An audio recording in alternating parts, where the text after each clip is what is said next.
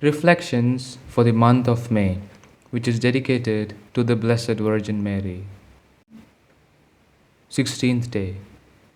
Consideration upon the way to paradise. There are only two ways to paradise: innocence and penance.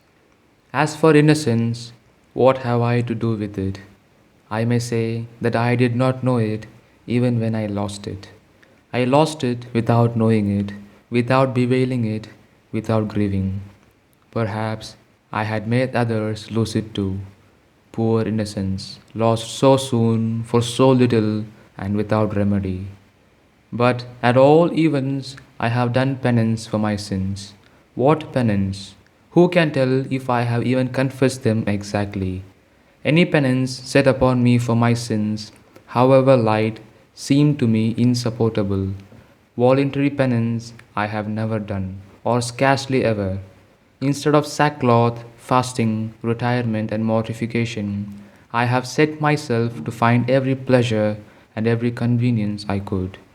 And I wish to enter into paradise. But by which way?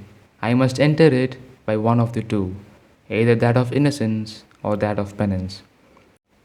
By that of innocence I cannot enter, by that of penance I will not. How then am I going to save myself? For the present, let us settle the matter thus. If I have not done penance hitherto, let me do it now.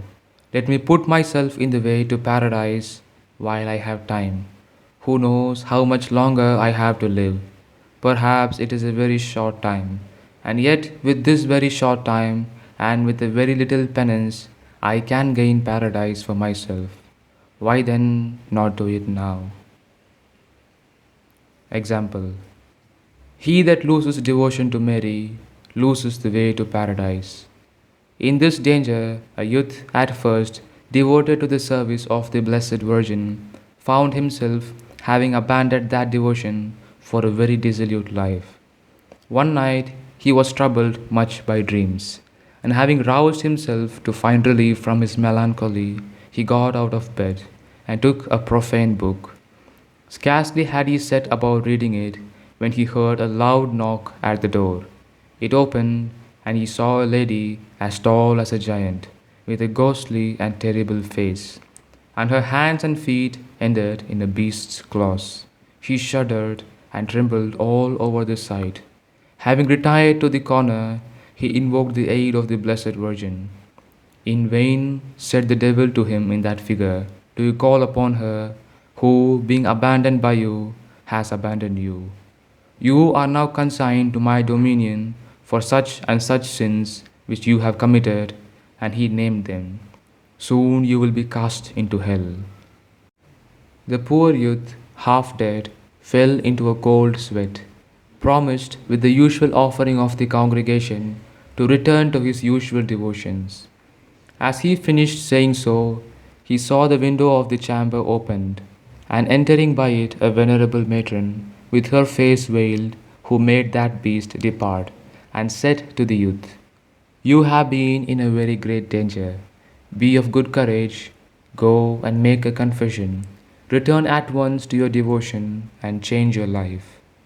He went from his house betimes in the morning with great speed, and went to find the father who had the care of the congregation. He, when he saw him so changed that he appeared to have just come out of the tomb, and still more from this great stench which remained in his room, immediately believed his words, and received him anew. He, having already learned to his cost the meaning of putting one's hand into the plough and turning back. Act of homage. Examine yourself concerning your devotion to Mary, and if you find that you have grown cold in it, resume at once your former fervor. Ejaculation. O morning star, thy beauty be a light to draw my soul to thee. Amen.